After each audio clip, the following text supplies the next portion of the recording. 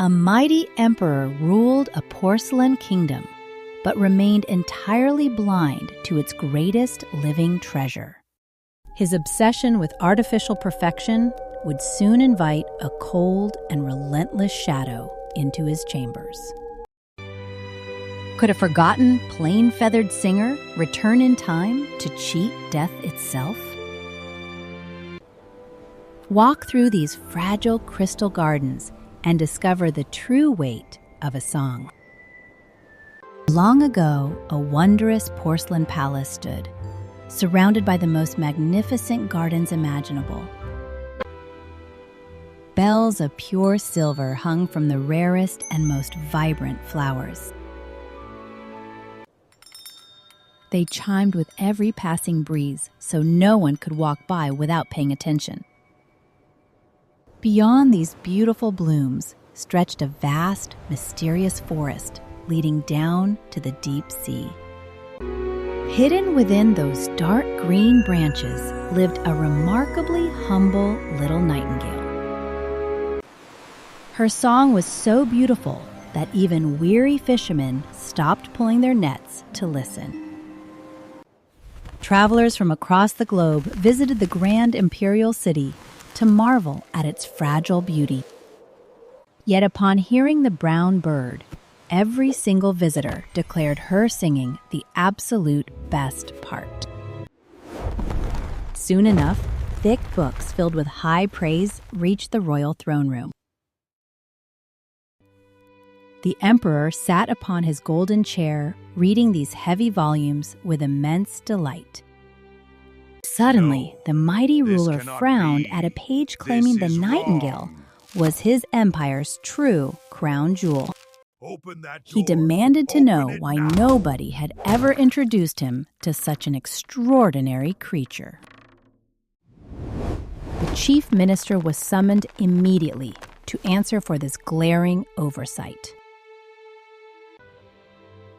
The nervous official admitted total ignorance regarding any woodland singer.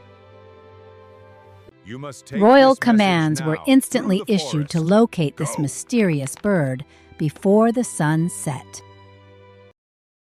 Half the court ran frantically up and down endless crystal corridors, searching for clues. They interrogated powerful dukes and swept through busy servant quarters with mounting panic. Finally, a humble little kitchen maid offered a genuine glimmer of hope. She knew the forest well and often brought dinner scraps to her sick mother near the shore. The path ahead is dark. That simple girl promised to lead the grand nobles right to the hidden branch. It is too dangerous. Their journey through the woods proved quite confusing for the sheltered palace officials. A nearby farm cow suddenly began to moo loudly. One eager courtier proudly declared they had finally found the magical singer. No, you are The little wrong. maid gently We corrected must go him this and way. pointed further into the But the damp map. woods. Follow me. Frogs croaking in a dark marsh triggered another wave of mistaken royal excitement. A different official praised the beautiful bell-like tones rising from the muddy water. Sighing softly, the girl guided them deeper until she indicated a very plain gray bird. The wealthy nobles stared in complete disbelief at such an ordinary little creature. They had expected something covered in brilliant tropical colors or sparkling jewels. The little maid called out to the branches and requested a song for the mighty emperor. Melodies sweeter than wild honey immediately poured from the tiny feathered throat. Tears prickled the eyes of every wealthy lord standing in the dirty forest leads. The nightingale gladly accepted their firm invitation to perform at court that very evening. Thousands of glowing lanterns illuminated the fragile porcelain walls for the grand event. A golden perch sat perfectly placed right in the center of the vast imperial hall. The plain gray bird hopped onto the shining metal rod without a single trace of fear. Silence fell over the silken crowd as the first notes drifted through the heavily perfumed air. Her song carried a heartbreaking purity that touched the deepest corners of the human soul. Tears cascaded down the mighty ruler's face and splashed upon his heavily embroidered robes. He enthusiastically offered his heavy golden slipper to the bird as a royal reward. The nightingale politely declined, stating that a ruler's tears were the greatest treasure of all. She had seen a true heart beneath the crown and needed absolutely no shiny trinkets. From that night onward, the beautiful bird became a beloved captive of the royal court. An elaborate silk cage became her grand but miserable new home. 12 guards held onto silken threads tied to her leg whenever she fluttered outside. There was absolutely no joy found in such restricted and heavily monitored flight. The whole sparkling city talked about nothing but the wondrous little creature. Even poor local tradesmen named their newborn children after the sweet woodland singer. One rainy morning, a large wooden package bearing a foreign seal arrived at the palace gates. Inside rested a mechanical nightingale, completely covered in blinding diamonds, rubies, and pale sapphires. A small silver key wound the glittering toy to produce a remarkably flawless waltz. Its stiff golden tail moved strictly up and down while it sang the exact same tune. The royal music master declared this jeweled marvel far superior to the living bird. He praised its perfect internal gears and highly predictable, unchanging rhythm. Servants tried making both birds sing together, but the conflicting styles clashed terribly.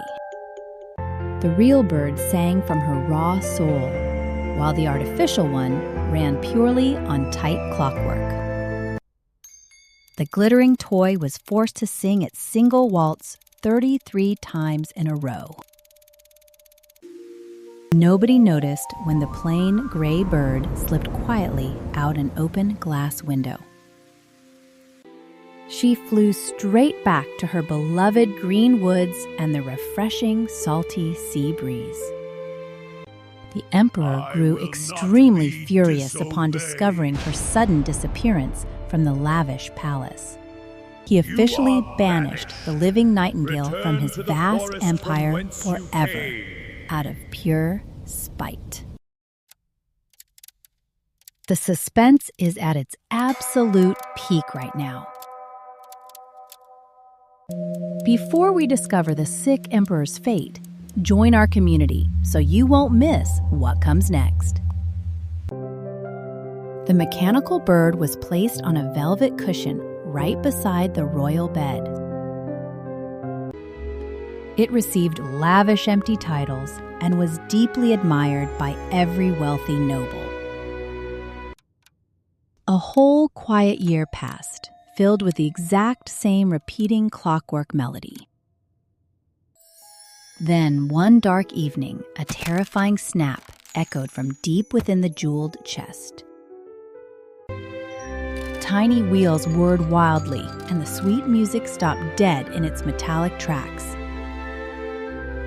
The royal watchmaker managed to patch the broken gears after a lengthy and highly stressful repair. He issued a stern warning that the heavily worn cogs could barely handle future use. The fragile, artificial wonder was permanently restricted to singing only once a year. 5 long years later, a deep and heavy sorrow settled over the entire porcelain kingdom. Their proud ruler lay pale and completely motionless inside his massive, ornate bed.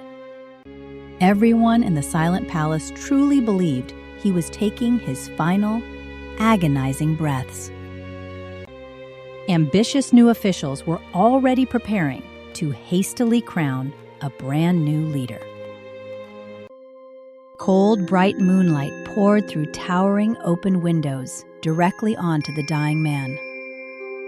A terrifying, unseen weight crushed the emperor's chest as he slowly opened his hollow eyes. Death itself sat right there, wearing the golden crown and casually holding the imperial sword. Strange, terrifying faces peered out from the heavy velvet curtains surrounding the grand bed. They were the restless ghosts of all his past deeds, whispering into his ringing ears. He desperately screamed for the mechanical bird to play its tune and drown out the nightmares. The jeweled toy sat completely silent because absolutely no one was there to wind its spring. Death kept staring with large, empty eyes as the palace silence grew overwhelmingly thick. Suddenly, the most exquisite melody drifted gently in from the dark, open garden window. The little live nightingale perched safely on a branch just outside the frosted glass. She had heard of his great suffering and flew back to bring him comfort and hope. As her sweet song filled the room, the terrifying ghostly faces actually began to fade away. The warm blood flowed much faster through the sick man's weak and shivering body. Even the grim specter of death paused to listen to the enchanting woodland notes. Death traded the royal sword and heavy banner just to hear more of that beautiful music. The birds sang of quiet, misty churchyards where white roses bloom and mourners find gentle peace. A deep, powerful longing for his own dark garden seized the terrifying shadow. Death dissolved entirely into a cold white mist and floated out the grand window. The exhausted, pale ruler fell into a wonderfully deep and truly restorative sleep. He awoke the very next morning feeling remarkably strong, healthy, and entirely renewed. Golden sunlight warmed the room as he thanked the plain little bird from the bottom of his heart. He eagerly offered to smash the useless artificial toy into 1,000 tiny pieces. The wise nightingale told him to keep the mechanical bird, since it had truly done its best. She promised to visit his window every evening to sing of the fascinating world outside his walls.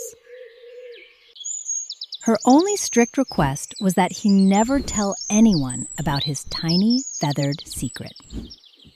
The emperor gladly agreed and stood tall in his royal robes to greet his completely shocked servants.